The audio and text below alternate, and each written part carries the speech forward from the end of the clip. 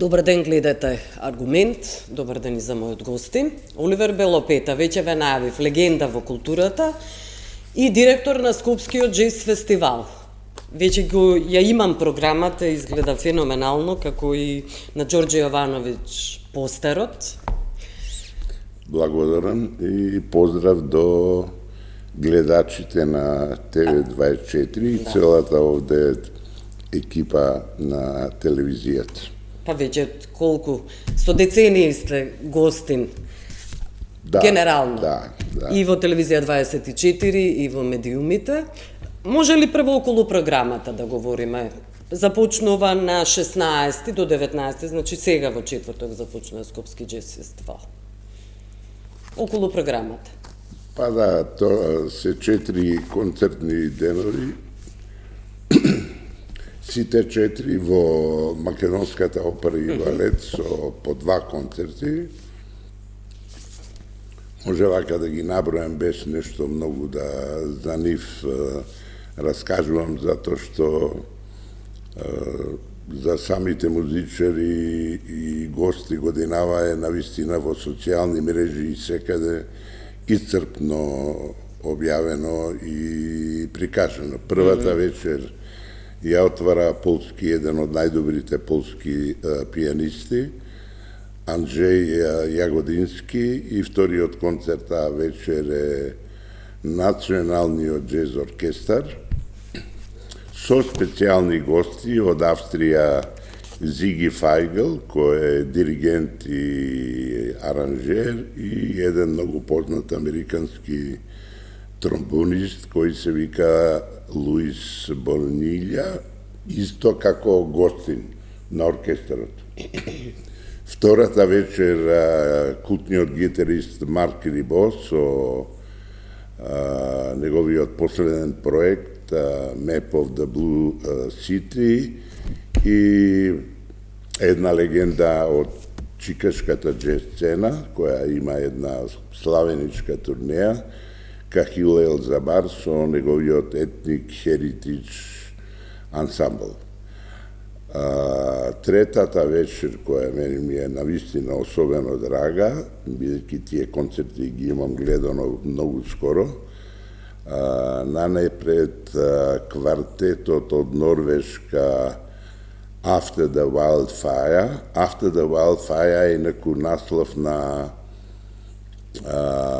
винил кој е издаден пред неколку дена, ние имавме негова промоција, и наслов на едно дело кое е специјално како commission work пишувано за Скопскиот джез фестивал и изведено пред 2 години на отварањето на фестивалот заедно со голем оркестар, тогаш беше Фейм оркестар, многу македонски познати солисти и тогаш аранжер на тоа беше Джиен Емин. Сега практично овој квартет се враќа на концертна промоција на делото во квартет, значи со 4 познати музичари кои ги водат практично Арве Хенриксен и Јанг Бенк. Вториот бенд е од Шведска, Тропик, кој поводот за донесување на овде е исто не случаен, имено нивниот последен албум кој ќе го изведуваат е оценет и прогласен за едни од најдобрите плочи на джезот во последниве години. Последната вечер е оставено веројатно за најголемите имиња. Не треба посебна најава за Вадада Лео Смит, кој ќе настапи во дует со една пијанистка, исто позната, Сили Курвазие. Вадада е денес најголемиот жив американски джез музичар веќе подолго време. Фестивалот ќе заврши со концерт на Джеймс Брендон Луис, квартет, еден all-star квартет, Джеймс Брендон Луис годинава од Даунбит беше проглесан од критиката за музичар на годината и тенор саксофонист на годината. Значи една богата програма, многу разновидна, бидејќи и джезот има своји различити стилски правци и тоа е една генерална програма која има една основна цел. Може да ме прашате за која е целта. Само сакам околу програмата да дополнам дека по традиција ние секогаш имаме богата придружна програма. Нешто се случи веќе минатата недела, еден многу успешен проект кој се вика Jazz for Kids, кој се одржа во Europe House, кој еднакво сметам дека тоа таков тип проекти треба да бидат дел од редовната настава, образовна настава во основните училишта. Имавме и еден концерт на македонски музичар кој годинава ја доделува таа награда најдобар во изминатата година македонски джез музичар, гледаме така да е младичок. Тој е Гордан Спасовски. Важен дел од придружната програма се филмовите што ги прекажуваме и на ОФЕСТ и на Джез фестивалот, затоа што секој пат овде се присутни многу актуелни и свежи филмови, практично 2 ремек дела од годинешна американска продукција, кои своите премиери ги има во Нью Йорк, во април и во јуни. Во јуни, например, на култниот Трајбека филмски фестивал, го обиколуваат сега светот, а не случајно нивните европски премиери се дадени да бидат токму на Скопскиот джез фестивал. Тоа е практично во среда во 8 часот, во Кино Фросина во МКЦ, првиот филм We Want the Funk и филмот за Сара во сабота во 5 часот исто во Кино Фросина. Тоа е накусот за програмата. Добро, можеме да одиме сега со спотот на Скопскиот джез фестивал. Може? Да, одиме. 44-ти Скопски джез фестивал. Марк Рибо, Джеймс Брендон Луис квартет, Анджеј Јагодински трио, Националниот джез оркестар со Зиги Фајнгл и Луис Бонилја, Кахил Елзабарс Ethnic Heritage Ensemble, квартетот After the Wildfire, Горан Кајфеш Тропик, Вадада Лио Смит и Силви Курвазие. Од 16 до 19 октомври. Скопски джез фестивал. Добро, вие најавивте, Оливер Белопета, која е целта? Сакате да говорите целта, односно пристапот, вашиот пристап на дефинирање на програмата на Скопскиот джез фестивал? Па еве и годинава програмата следи еден свој концепт кој не се менува. И сега ако ме прашате кој е фокусот оваа година, би ви кажал не, тоа е продолжение на истиот концепт, да се презентира најактуелното, најсвежото и највредното од современиот джез. Светски джез, во светски рамки. Да, светски джез. Во таа смисла тоа резултираше веќе со години со една изворена репутација на Скопскиот джез фестивал надвор од државата, за овдешната ја знаеме, и исто еден статус како еден не од најголемите, бидејќи има многу фестивали со голем број на групи, меѓутоа еден од фестивалите со најдобро и најинтересно направена програма. и се разбира, бидејќи ние како ФЕЛА, организатори кои работиме на музиката на джезот во Европа, имаме некои своји издруженија, European Jazz Network, кој е директно под капа на Европска Унија и се гледаме често на конференции и се разбира дека тие го споделуваат ото мојова мислење за статусот интернационален на джез фестивал. На джез фестивалот. И се разбира, тоа не носи пари, нештото кој има убав статус од надвор. Славата и парите не се поврзани. Меѓутоа, сепак личното задоволство е големо и тоа е уствари целта на програмата без оглед на променливи услови ке нас, финансиски тешкоти и така да се опстае на тој концепт и на тоа ниво, затоа што еднаш ако падне програмски фестивалот, после тешко се станува на нозе. Да, репутацијата може многу лесно да се изгуби, а се гради со децении. Околу финансиските тешкоти, секогаш кога правиме интервју, кажувате, еве може да се види дека Министерството за култура, например, ви е поддршка, еднакво како и Европската Унија. Колкава поддршка е Министерството за култура, заради тоа што сте прогласени за национална институција? Не сме, ние сме установа, али не е национална. Не сте? Не. Јас тоа го имам некаде прочитано. Не. Министерството за култура е практично покровител и се води како покровител, но што подразбира тоа? Дали Тоа финансиски подразбира дека има сериозна поддршка? Клучните финансии у буџетот на фестивалот доаѓаат токму од Министерството за култура. Друго, она се е далеку пониско и без покровителството на Министерството за култура, апсолутно овој фестивал не би можел да биде изграден.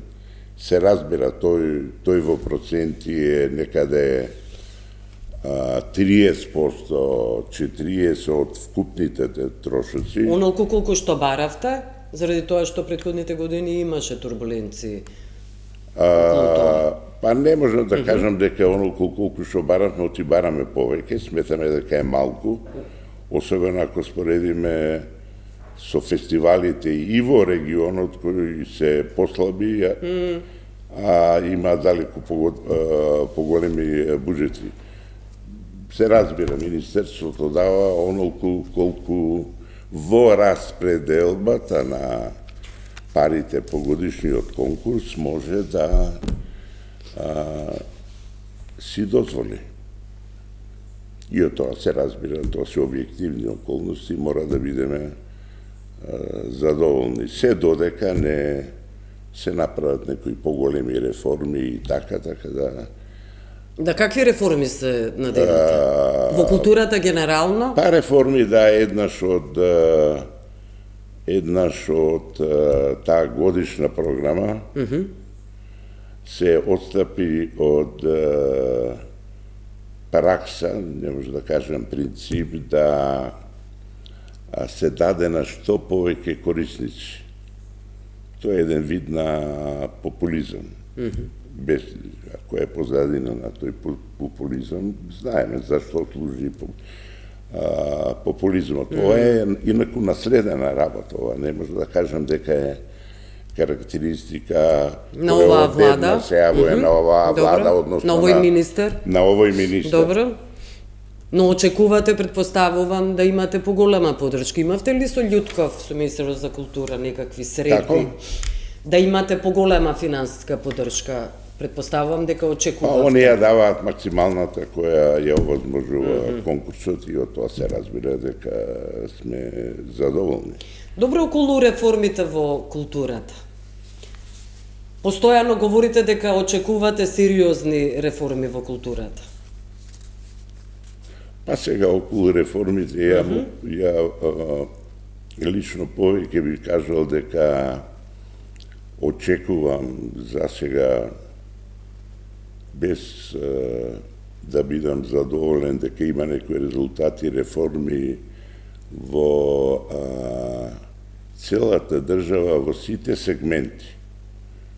Значи, културата е само еден сегмент и таа не може да биде една светла точка на небото. Но таа е дефиниција на идентитетот за кој се колнат политичките структури. Се разбира, културата е многу важна и дури реформите во другите сегменти се и многу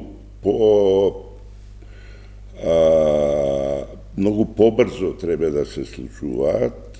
Мислите на владење на правото, борба со корупција, на тие ли мислите? Мислам на се разбира корупција, која патем речено најмалку ја има во Министерството култура, рече си ја нема.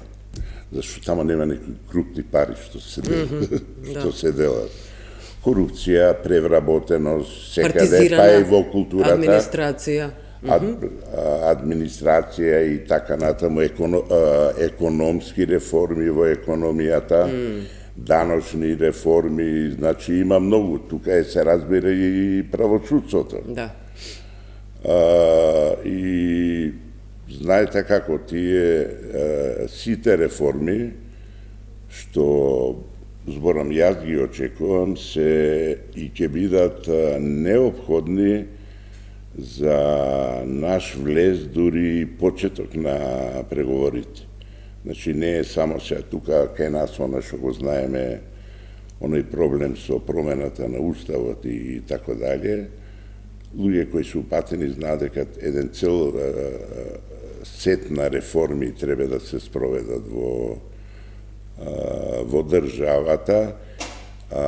Реформи кои се потребни за нас како граѓани да бидеме потребни и да бидеме позадоволни и да имаме подобри услови. Значи тие реформи не треба да не притиска Европската Унија само ради приемот во Европска Унија, него тие се реформи потреби и за кај нас. За функционирање на државата и достоинствен живот, конечно, на граѓаните. Апсолутно. Околу тие реформи не ја спомнувате заради тоа што кажавте, дека се случува, се одвива во МОП, Македонскиот опера и балет, Македонската опера. Универзалната сала не ја спомнуваме повеќе, а таа беше символ на Скопскиот џез фестивал. Па не беше символ само на Скопскиот џез фестивал, меѓутоа таа со тој капацитет беше неопходна за одржување пред на концерти. Затоа што сега тие концерти се држат или во Македонската филхармонија, која за друго е правена, сепак е правена за концерти на класична музика. Да.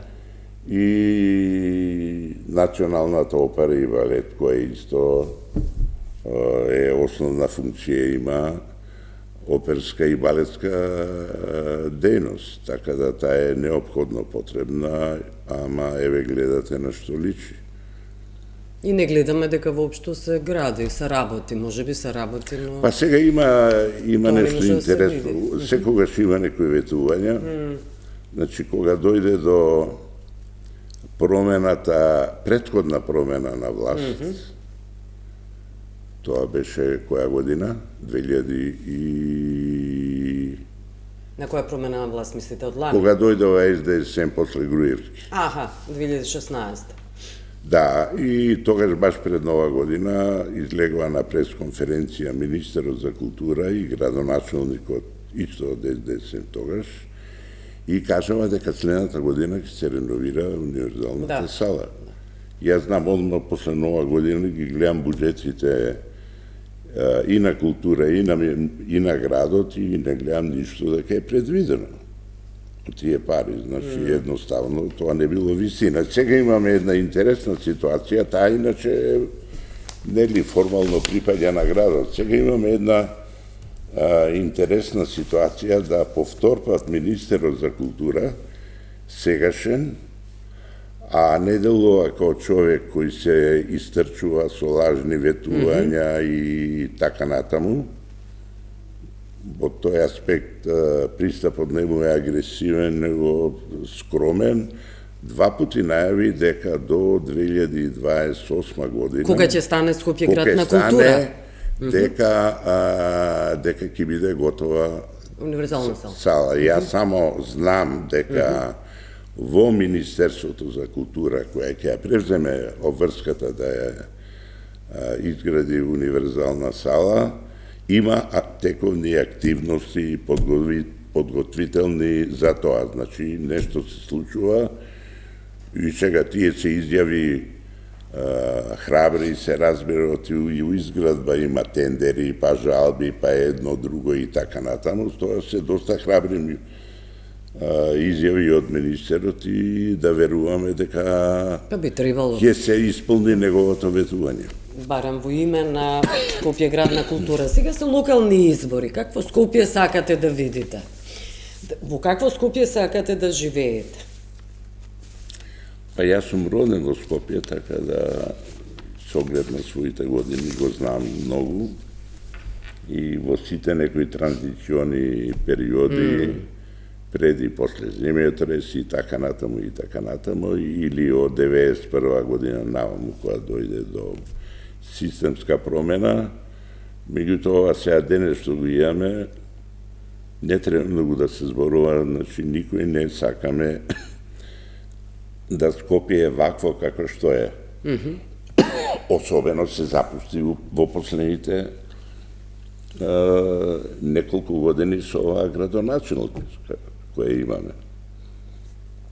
Например, јас живеам во општина Центар.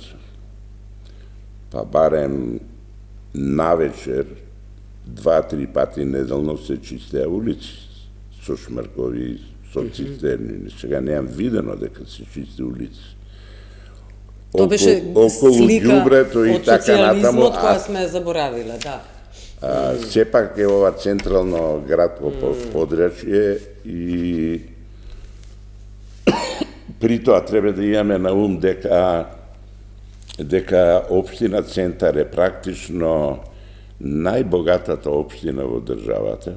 Зошто? Затоа што главниот приход кој доаѓа од комунали во таа општина се гради многу, е релативно мала и со релативно мал број на население. И по тоа, еве речеме, и последниве години, еве сега се локални, се разбира и општински избори. Ја не верувам, бидејќи се шетаме, ја не можам да знам точно како е аеродром, не одам често во кисела вода, не. Меѓутоа во Центар ние се движиме, јас мислам дека и ти живееш во општина Центар, и се среќаваме и сите, тука нема врска партиски определби, сите сме незадоволни од ова што го гледаме. Шокирани. Од ѓубре, од искршени тротоари, од недостаток на некои инвестиции и така натаму. Така да се надеваме, ти ме прашуваш за очекување, да се надеваме дека